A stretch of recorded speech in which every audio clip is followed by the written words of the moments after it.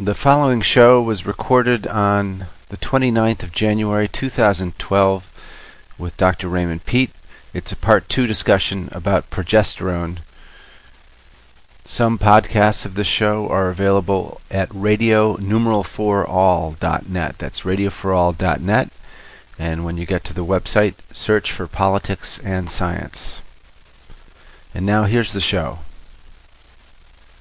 Welcome to Politics and Science. I'm your host, John Barkhausen, and I'm very happy that Dr. Ray Peat is returning to the show. This is a follow-up show about progesterone from the one we did last week. And for those who don't know, Ray Peat has a PhD in biology from the University of Oregon with a specialty in physiology, and he's done extensive research in the fields of endocrinology and, I should say, science history. I've been reading in both of those areas since I was about 14 or 15 years old. Yeah, you mentioned before that when you were a little kid, you were reading the little blue books that. Yeah. And when did you first encounter Kropotkin? This is completely unrelated to our topic, but I was curious about that. He was really, besides the little blue books, he was the first really political argument. His book on cooperation in animals and as a basis for his anarchy theory. I think I was 14 when I found that at the library, and that shaped my thinking both in politics and in biology. Mm-hmm. Yeah, he was a pretty amazing person. And, well, back to the subject of progesterone, which we left off last week talking about the Wall Street Journal article about this doctor who had done a lot of research on the effect of progesterone on brain damage, and both through accidents and through strokes, and found it a very effective therapy. I think people recovered twice as fast, and probably a lot of people recovered that wouldn't have. And there were no negative side effects. And I asked you last week about any negative side effects you knew about progesterone. And one thing you mentioned was the danger of being over-anesthetized by it. And I was just wondering, is that a danger from actually stopping your heart if you potentially took too much? Or is that just from you might get into an accident if you fell asleep? I think what it would do first is stop breathing. But up to a certain point, it stimulates breathing, so it's probably somewhat of an antidote to things like morphine, because progesterone, as long as it's within, something like several hundred milligrams at a time or per day, mm-hmm. It's like an imitation of pregnancy where it stimulates breathing, but up in the pharmacological range of something like 3,000 or 4,000 milligrams all at once, then instead of being a stimulant to respiration, it just puts everything to sleep. And I think that would include the respiratory system at some very high level.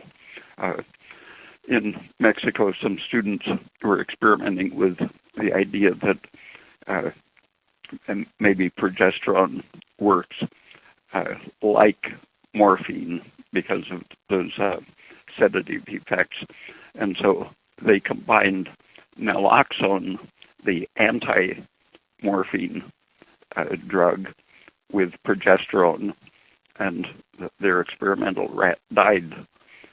And that it was okay on a given amount of either of them, but that pretty much said that progesterone isn't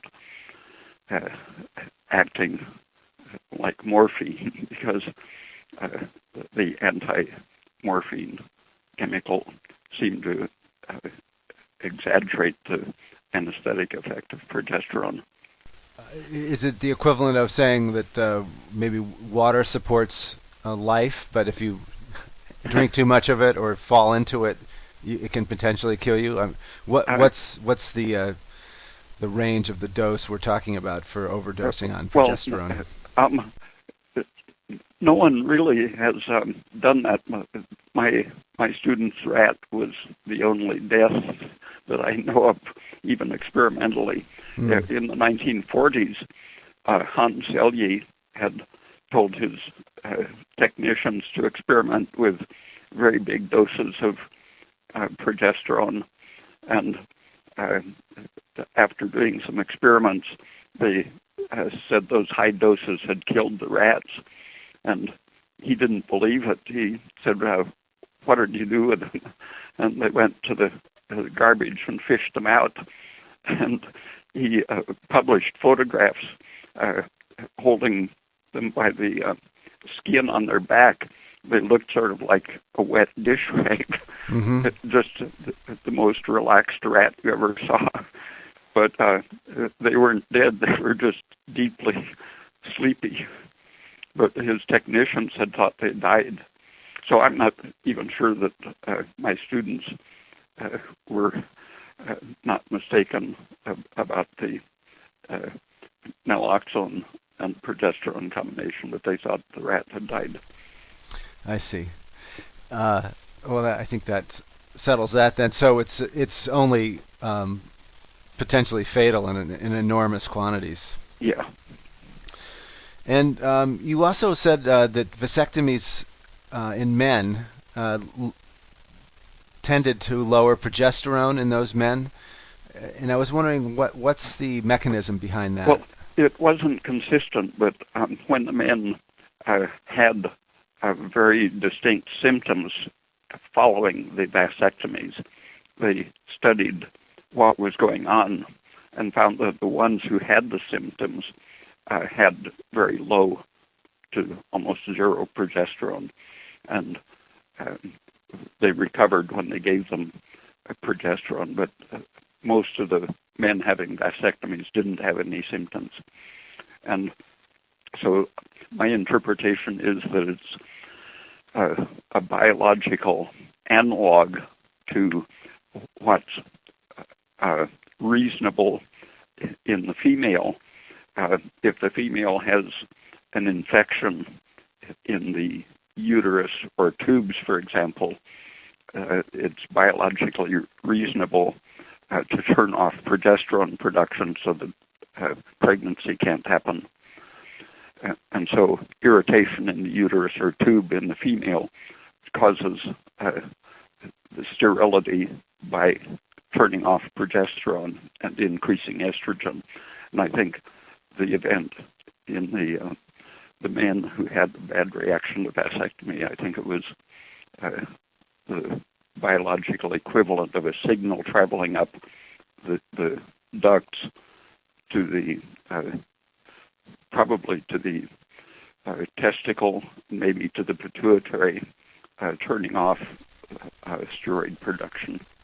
So, and it's interesting, these hormones, they seem very complicated, so that when we, as you pointed out before, try to name them by one purpose that they might have, it gets very confusing. So we think of progesterone as, I have been lately thinking of it as the female fertility hormone, but there you have it, that men are actually producing it in their testicles or pituitary, and that negative effects that they were experiencing from their vasectomies were actually potent, wasn't it? One of the negative effects? Yeah. Yeah, and I've seen several men, I don't remember whether they had vasectomies or not, but they were suffering from impotency, and it just immediately was resolved by taking just very small doses, a couple of times of progesterone.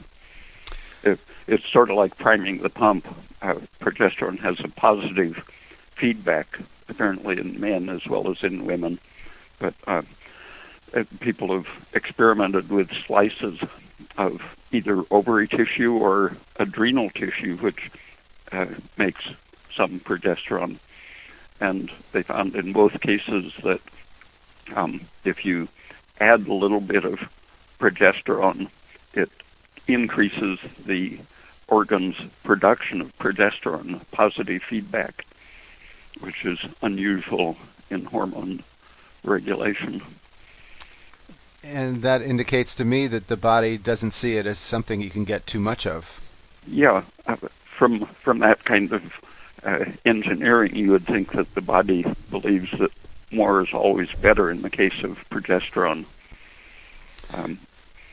It seems to be what happens in pregnancy.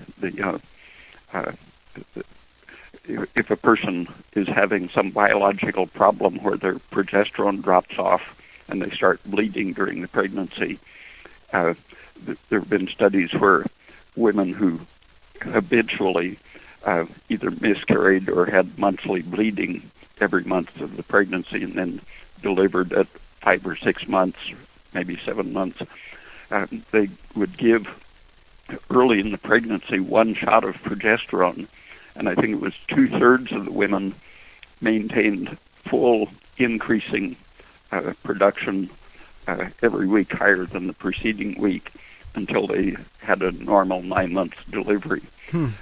Another, I think it was about 30%, required a second injection several weeks later after the first one, and they too went back to the full production. I forget the percentages exactly. There was a small group which didn't recover so completely.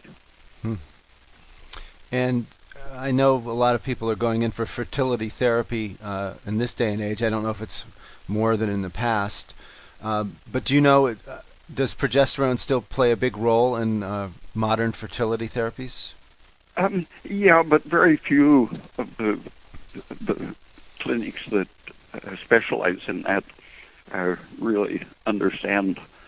If they would read more animal research, they would understand people better. But there's really a medical bias against endocrine science based on animals. And why is that, do you think? Oh, I think the marketing thing has done it. For 40 or 50 years, the estrogen industry said don't pay any attention to the fact that estrogen causes clotting, heart attacks, cancer, brain damage, and so on. That's just in animals, but it has just the opposite effects in humans. Huh. Oh, that's interesting. Yeah, it does seem that they've thrown out a lot of the earlier research that was done back, that you write about quite a bit, back in the early 20th century. And when the industry wants to sell something that they can't demonstrate in humans, then they will base the whole thing on animal experiments, like the osteoporosis thing.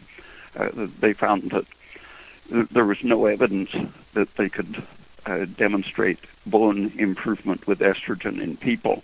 So they looked around at different animals, tried it on beagle dogs, found that it caused more osteoporosis in dogs, and so they forgot about that and looked around, found that in rodents it could seem to be causing increased bone strength. But it happens that in rodents, even cortisol can increase bone strength. There are some situations like prolactin in rats will increase progesterone, where in humans it generally decreases it. And if you look at the interactions, it's really all the same principles that apply in people. But, for example, rodents are generally nocturnal animals and we aren't. And so you have to take into account what time of day you give the injections, because you're either intensifying or weakening their normal rhythms. And by using animals with an upside-down rhythm compared to humans, you can sometimes get very nice upside-down results. I see. And you're saying that the pharmaceutical companies who are paying for these studies are actually engineering them that way on purpose. Yeah, they like rat experiments when they can be arranged to sell a product, but they want to forget completely about the dog experiments, which caused only bad effects. Yeah. Going back to estrogen and progesterone, which is the subject of our show today, effect on fertility or contraception, I was curious if there's any effect on estrogen or progesterone production when somebody gets a tubal ligation. Oh, yeah, right at the same time that the impotency experiment saw that in men, some other group, within just a month or two of that publication, saw exactly that effect in the result of the tubal ligation. And that really helped to explain how IUDs work. And animal experiments had been demonstrating that for years, that if you want to have the animal become infertile, you just put a little suture in the uterus. That's usually all it takes, and a signal travels up from the slightly injured uterus to turn off the ovary progesterone production. And so injuring the tubes does the same thing. Not always, but often. So that could lead to a progesterone deficiency in somebody who's either had an IUD or a tubal ligation. Yeah. Yeah. Huh. So let's, if you don't mind, we'll pick up where we left off in your sort of life's path. You were, I believe, teaching at naturopathic colleges after you'd gotten your PhD, and I think where we left off in the last show, you had decided to start recommending progesterone use to some of your nutritional patients. You worked as a nutritional consultant, I think, also? Yeah. I guess I was teaching endocrinology at the naturopath school, but I was doing mostly nutritional counseling at home. And I found that it was more and more involved hormone interactions with the foods. And so I just, when I saw these 2 or 3 women with such absolute recoveries from just small amounts of progesterone, I realized that I would be basically injuring people that I talked to if I didn't give them the true information that I knew about in animals and was starting to see in humans. And so I would just mention what I saw was the case. And over a period of I guess 2 or 3 years in Eugene, I had spoken to enough women about the effects of thyroid and progesterone and their symptoms that the local gynecologists turned 180 degrees in their practice, just because there were so many dozens of their patients saying that they wouldn't take estrogen and insisted on getting a prescription for progesterone or thyroid. Just took a couple of years, and doctors saw that their business was being affected, and so they totally reversed their practices. And that went on until those doctors retired, and then I think the pressure from the industry and profession probably reverted the situation. So it sounds like those doctors were pretty open-minded. No, very, very closed-minded. Okay. Terrible experiences. The first dozen or so women who went to them, just awful personal attacks. For the doctors at first would tell the patients not to come back because they had personality defects if they wouldn't accept their advice. Like I said, very open-minded. Yeah. Oh dear. And we're talking about the late 70s and early 80s at this point, is that right? Yeah. Between 76 and 82. Hmm. Yeah, it's pretty astounding, the attitudes of the pharmaceutical companies and the medical world at that point. I have a quote here, if I can find it, from the report that you referred to last time, Carla. Rothenberg. That's right. Which is very available on the web. If anybody wants to look it up, you go to Carla Rothenberg, Google that name, and she wrote a report when she was at Harvard about the history of hormone replacement in this country. It's about advertising hormone replacement therapy, and it relates to what Ray just said about doctors' attitudes. Barbara Seaman was my contemporary in studying estrogen and progesterone, and she wrote a lot of good stuff. Women and the Crisis in Sex Hormones, I think, was one of the titles, and she was very good at just by knowing 1,000 times more when she got the opportunity to debate someone from Yale Medical School, for example. Mm-hmm. They ended up looking like complete ignoramuses, which they were. But she was very influential too against estrogen for progesterone. I see. And how do you spell her last name, Ray? Seaman. M-A-N, okay. And did you work with her at all, or you just knew about her? And no, I talked to her. Mm-hmm. She called up a few years ago and mentioned that we had met after some of my talks, but I wasn't aware of who she was when we talked at that time. Here's the ad campaign from hormone replacement therapy, I think back in the 50s and 60s. The treated menopausal woman in other ads is a happy, trouble-free wife standing proudly next to her husband, because otherwise she would have emotional and physical problems and be a burden to those around her. An ad for Hoffman La Roche's Menrium, I guess that's the drug, says, quote, "His wife has a lot of different menopausal symptoms, but only a few really irritate him. Her hot flashes, her vertigo, her palpitations, that's her problem. What really bothers him is her nervousness, her irritability, and her excessive anxiety, often expressed by endless, quote, book shuffling, chain smoking, and reading lamp insomnia." Oh, I see, reading lamp insomnia.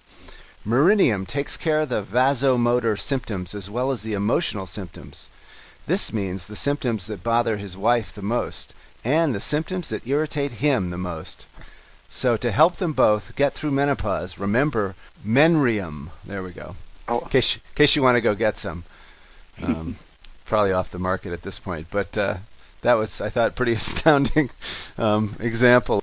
And yeah, go ahead, Ray. Sorry. Well, Barbara Seaman went over advertising and the public relations in very thoroughly, and I guess Carla Rothenberg did more on the actual conspiracy aspects, but on the public misinformation, Barbara Seaman was very good. And at one point she mentioned that Hitler had tested estrogen on people in the prison camps as a way to make them meek and submissive. And she thought that was probably, if you put it in context with an advertisement like the one you read, yeah, it makes a more obedient, servile wife. He's less irritating to the Lord and Master. So you were basically helping people find out about progesterone, and then they were working on getting their doctors to help them do that. I mean, use progesterone. And what form would they get the progesterone in from their doctors? And at some point, you patented a progesterone formulation, right? Yeah, the woman I mentioned who I talked to and who lectured in my class, who had MS and optic neuritis, she was using exclusively injectable progesterone, And so she was getting really big amounts of benzyl alcohol, which is nerve toxic. And it happens, Hans Selye called it the catatoxic effect of progesterone and pregnenolone, that it helps the body destroy toxins and eliminate them. And even injecting vegetable oil and a toxic solvent, progesterone's antitoxic effect is so great that people were just tremendously benefiting from these injections of progesterone. But sometimes if a doctor didn't like those toxins in the injectable form, there was also a micronized solution in water. But if they would inject that in the hip, for example, where there was supposed to be a good fat pad, sometimes the particle would cause irritation that would cause a destruction of the fat cells, and they would have a dent wherever they got an injection. And because of the known toxic effects of the oily version and the irritating effect of the so-called water wettable solutions, and those weren't really just progesterone. There was a molecule, a carbohydrate-like molecule attached to the progesterone particle, making it wettable. And those particles are toxic, and so that was probably what was making the particle destroy the fat cells.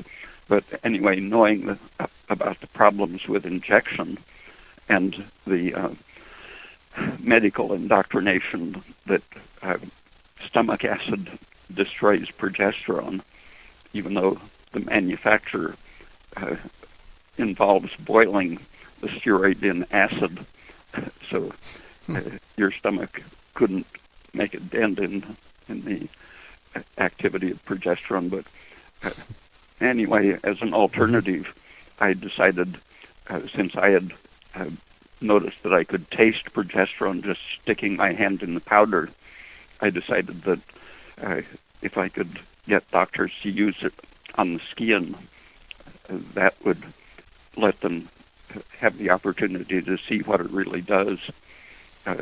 Easy to give to the patient, and patient wouldn't have to go in and pay for an injection every week and so on. And the first experiments for several months, I would heat it in olive oil and get a good high concentration, and then the olive oil would, in less than an hour, it would bring their blood levels up to a perfectly normal amount. And I was thinking about the old research, for example, in Italy, in explaining why vitamin E would protect against the sterility-producing effects and other toxic effects of estrogen. They explained vitamin E's action as being the progesterone sparer, somehow activating progesterone in the system. And so I was thinking about those old studies to explain vitamin E's anti-estrogen effects. And it made me think about what vitamin E is doing in the mitochondrion, where progesterone is produced and has its effects. And I realized that for them to both act in and be produced in the mitochondrion, they have to be compatible in solubility.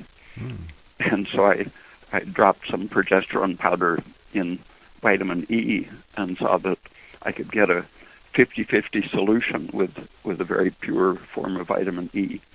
They were just absolutely intersoluble. Really? And so that was a compact, stable way to get doctors to start using the transdermal progesterone. I had told them about the effect in olive oil, but no one wanted to have to heat the solution up every time they applied it. But you could get a stable 5, 10, or 20% solution that would be convenient to rub into the skin. But you only absorb maybe 10 or 20% at best when you rub it into the skin. And so after doctors were willing to prescribe it for their patients using it on the skin, then I pointed out to them that they could take it orally and save about 80% of the cost at least. So even when it's dissolved in vitamin E, which I guess it just does without even heating it, it just is totally compatible with vitamin E? Yeah, you don't have to get it hot, just warming it so that it's thin enough to stir. Just stirring it at room temperature will do it. Mm-hmm. And when you buy progesterone, it's in a powder form, is that right? Yeah, crystals or microcrystals. But a lot of it is still sold with the carbohydrate wetting agent attached, and they don't even list that as an ingredient, but it's a potential toxin. I see. And why is only 20% absorbed through the skin when you put it on with the vitamin E? Well, it binds to the skin has the cells collapse as they mature and prepare to shed, and the keratin fibers, a protein that makes up the part of the structure of the cell, these are cross-linked and become sort of a semi-tanned, hardened barrier to water, but they bind oil so that the oils in your skin link to these cross-linked keratin proteins and make like a raincoat effect, closing off the surface to the water. But those also bind progesterone very strongly. And so the progesterone will saturate those, and some of it passes on and gets into your deeper tissues, from which it can be gradually absorbed into the bloodstream. But a good part of it sticks on these superficial barrier cells, and then those are shed. I see. So it might be good for your skin if you're having skin problems, but if you're trying to get it in further... Yeah, it's more economical just to take it orally, because when it's dissolved in oil, when you eat a lot of fat in your diet, your bile emulsifies it, so it breaks down into very small particles about the size of a bacterium, the chylomicrons, that will pass through intestinal cells into the lymphatic ducts that are called lacteals, because the absorbed fat particles give it a milky look. And from there it goes right into the bloodstream as little fat globules that circulate. They're much smaller than red blood cells, and they circulate and reach all the tissues directly as fat particles, but also the liver will eventually metabolize them and help to distribute whatever was in the fat. And since the progesterone and vitamin E are fat soluble, they get divided up as you're digesting your other fats into chylomicrons, which get directly into the bloodstream. If you eat powdered progesterone, the cells of your intestine have the same enzymes that the liver has for adding sugar to hormone molecules and making them water soluble. And so when the crystalline progesterone hits your intestine cells directly, a lot of it is processed just as it would be in the liver, and the rest of it is sent from the intestine as a particle into the liver for further processing. So you lose a big part of your progesterone if you take it still in the crystalline form. But when it's in the fat globule form, it bypasses the liver because it's taken up as these nutritional fat particles, chylomicrons. Well, that's a good explanation. Thanks. So basically, something like 99% of it gets into your circulation quickly when you eat it in the oil form. And it would be distributed probably in the same proportion that your circulation works, so that if your blood, if your brain's getting a lot of circulation, then it will get a lot of progesterone. Yeah, everywhere red blood cells go, these chylomicrons will circulate a few times. So how difficult, when did you decide to patent it, and what was your thinking on that? I wrote, I was constantly submitting articles to medical and science journals, and medical journals didn't want to have anything to do with it because they were doing business with the estrogen industry, basically. Didn't want anything good about progesterone. And since I couldn't get anything published about it, I was just having to give talks up and down the West Coast to alternative medical groups and such.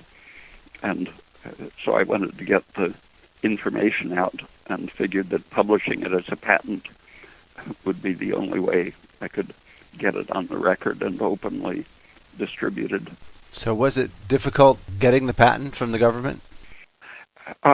No. I wrote up the whole story and sent it in, and I think it was the patent examiner talking to me through a lawyer said, you can't say anything about patent if you want to get the patent, about cancer if you want to get the patent to issue. And said that that's a standard rule, that the only thing they really are concerned about the accuracy of is a cancer claim. And so I just deleted the things that I had said about the things I had seen it do to cancer. Mm-hmm. And so it went right through. Oh, good. And what is that prejudice against cancer claims? Just that it would be used as a marketing tool by the cancer industry to, you can claim perpetual motion, free energy, all kinds of things in a patent. Yeah. There are thousands of those crazy patents, and the examiners just, if you can draw a picture of it, they'll patent it. Uh-huh. But they have some standards. I see. So, and then once you patented it, did you figure out some way to make it available to people who wanted to buy it? I was mixing up some myself Mm-hmm. and selling it. John Lee, for example, was one of the first people who started buying my mixture. And I tried to get various people to manufacture it over the years. As long as I had the patent, I thought that I could make an arrangement for a drug company to use the patent themselves as a basis for marketing it, and that I could keep them some control by whatever arrangement I made in licensing it, so that they couldn't take it off the market by buying the patent. Yeah. So I talked to all the big drug companies, and they said, no thanks. And those drug companies then about a year or two later came on the market with crystalline progesterone mixed with oil, as they saw that there was increasing interest in progesterone, so they had to get on the market. But probably my having the patent on vitamin E as the solvent prevented them from messing with that, even though it was the economical, effective way to have progesterone. They would mix it with things like peanut oil. Oh, yeah. That's what I was going to ask. What oils did they use? So that sounds rather toxic. Yeah, and it's not a very good solvent. It does dissolve some of it, so it's effective, but not extremely effective. Mm-hmm. And then did you manage to set up your own plant, or I guess it wouldn't be a plant, or is it a home scale production line, or? And first I tried to get someone that I had worked for in nutrition counseling he got interested in it and dealt with the FDA, mm-hmm. and we got a cream form of it available, but then he kept making it cheaper by buying things that weren't quite progesterone or that weren't quite vitamin E. Oh, yeah. And that eventually became its own product, but I wasn't connected with it after, I guess, 1979 was when I stopped being involved with any real company. Then I got friends to gradually develop their own business, and seeing what this other person had done with the FDA and how it's basically sort of a crony system, I suggested that they just sell it to the doctors who were already interested in it. And then those doctors would, over the years, tell their friends, and so there was never anything said about progesterone by the people who took it over, Kenogen, for example. Because it was never marketed to the public, just to doctors. Yeah, and only by direct personal contact, doctor to patient and patients to other doctors and so on. So it wasn't necessary to ever say anything about its medical effects. Oh, I see. So basically, you haven't, or you didn't make any claims about how... No, when I was dealing with the FDA, at various times they said that they looked at my books and said, those are federal crimes because you have a patent. And so they didn't prosecute me for writing the books about it. But they said that I couldn't say anything good about progesterone.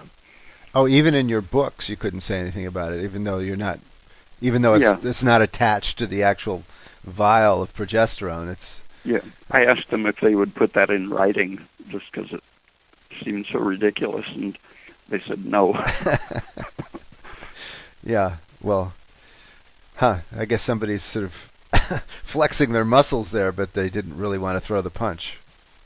Yeah, that's standard policy. They can be very nice people on the telephone, and then they talk to the lawyers and act like thugs when they put anything in writing. So I know when I first started looking for progesterone, I was able to find it in places like Vitamin Express, which is a large nutritional supplement and vitamin online store, and I think they have real stores as well. And they were carrying, Dr. Ray Peat's Progest E. So at what point did you start managing to get it into some stores? Oh, I don't remember when that started, but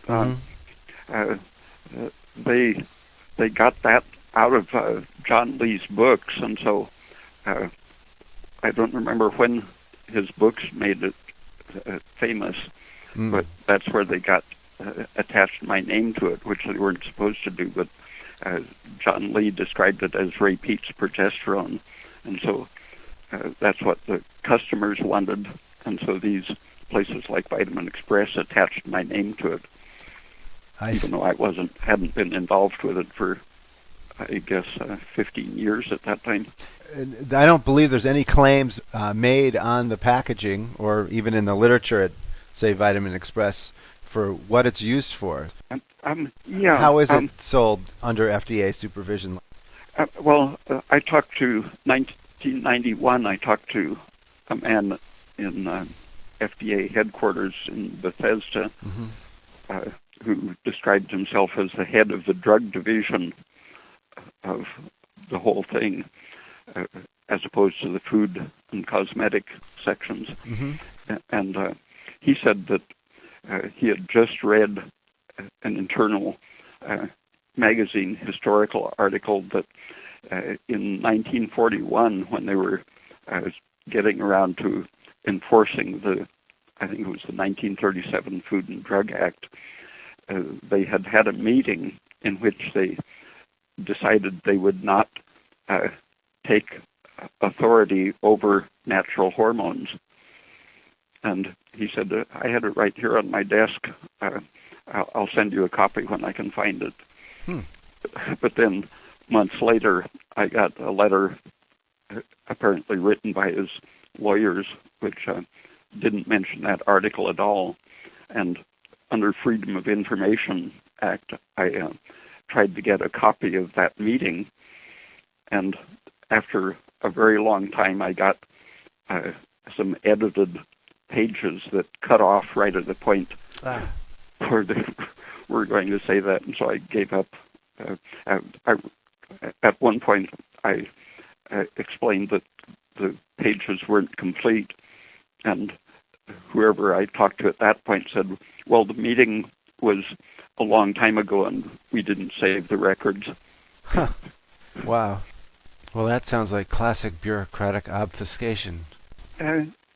Yeah, they will give you information freely if it's not anything that is important. Yeah, or anything that disagrees with what they want to do now. So it sounds like they want to take over the authority to regulate hormones. Is that what's going on? Well, in 2005, in 2002, the Women's Health Initiative and another study done in one of the research agencies of the government announced that estrogen causes dementia, heart attacks, strokes, deep vein clots, lung embolisms, and such. And that the Prempro industry, I think their sales went from over $2 billion down to a little over $1 billion over a period of about 3 years. I think 2005 was the bottom, and that really got their attention. And besides thinking up new ways to market the estrogen products, they saw that progesterone sales had gone from a few, I forget, a ton or something a year up to many tons over just a period of a few years as estrogen sales were falling. And in 2005, Wyeth petitioned the FDA to prosecute pharmacists who were preparing natural progesterone. And the response of the FDA was that they aren't designed to initiate enforcement actions in response to a public petition. But a little later, they did send out letters telling pharmacists to stop making any claim for progesterone. And also in 2005, the lawsuits against progesterone started. A women's law group had a $300,000 donation, the source of which they wouldn't reveal, to claim that progesterone was causing breast cancer, and they sued something like 60 companies that were selling topical progesterone, and I think most of them just stopped selling progesterone. Now you're saying this is in response to the World Health Initiative study where they found estrogen was causing cancers and other another study, the National Lung, Heart, and Blood Institute did another similar study right almost at the same time. I see. And then in 2003 there was a Lancet study, I guess, in the UK, which had similar results. So they're going after progesterone in response to these studies blaming estrogen for these various serious health problems. What's the logic there, Ray? I don't quite understand. Well, they saw the tremendous increase in progesterone sales exactly at the same time their estrogen sales were falling. And so it was obvious that women were shifting at least their menopause treatment from estrogen to progesterone. And the timing of that petition and the lawsuits and grants to medical schools, 09 lawsuit revealed that I think they said tens of millions of dollars were being spent by Wyeth to basically bribe doctors, medical journals, and researchers to say that estrogen is really the thing they should be using. And looking at one of the schools that has published most of the anti-progesterone stuff since that WHI study, University of Southern California had a website, and I looked up estrogen, found I think it was 150 items indicating how good estrogen was, and looking up progesterone, I couldn't find a single article saying anything good about it, and I think it was 30 or 40 publications that were investigating the carcinogenic and other toxic effects of progesterone. And there were several other universities and research groups that were getting big financing against progesterone, as well as reconsidering the World Health Initiative facts against estrogen, saying really it wasn't estrogen that was causing those cancers. It was a combination with a synthetic progestin, and so that links into the need to attack progesterone. I see, and they found it's basically a scapegoat by blaming progesterone for the problems of estrogen and the synthetic progestins. Yeah, and that shows up in the whole history of how progesterone is labeled by pressure on the FDA. They found that the synthetic progestins were toxic, caused heart defects in babies and so on. And so the natural progesterone has to bear the label that it might cause birth defects, even though it's a completely different substance having completely opposite effects. It carries the label of these so-called progestins. Yeah, labeling is a very powerful tool if you want to pin something on somebody.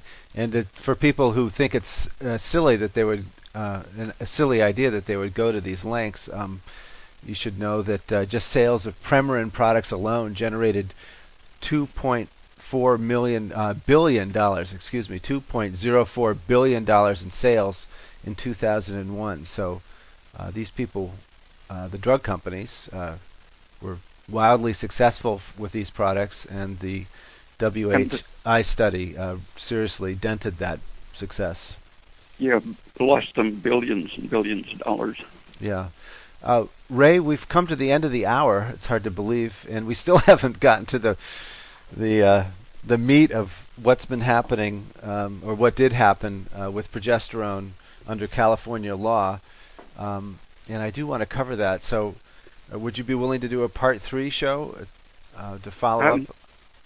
Yeah, the article on my website really covers it, but I don't know very much about what has happened since I wrote that article about 5 years ago. Well, the thing that concerns me, and I think that people should know, is that our public policy is determined by these regulatory boards, and what drugs we have available to ourselves is determined by them. And I think your case in point about progesterone and the fact that you know the details of what happened in California is very illustrative of how our entire basically public health policy is going, and would be educational for everybody to hear your point of view. So if we could talk about what you do know, I think that would be more than adequate.